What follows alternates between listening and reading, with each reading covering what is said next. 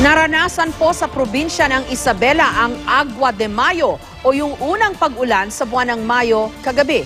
Tinatayang tumagal ng 1 oras ang pagbuhos ng malakas na ulan sa lugar.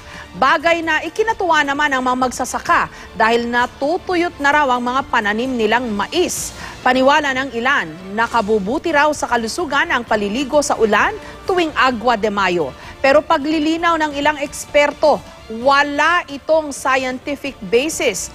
Delikado ring maligo sa ulan ngayong buwan, lalo't thunderstorm season ang Mayo.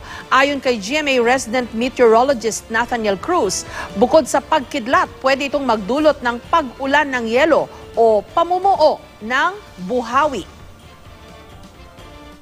Walang scientific basis. Maruming tubig ang makukuha mo kung ikaw maliligo, lalong-lalo na sa isang syudad na katulad ng Metro Manila. Maging maingat sila at hanggat maaari, wag na nilang isipin yung Agua de Mayo.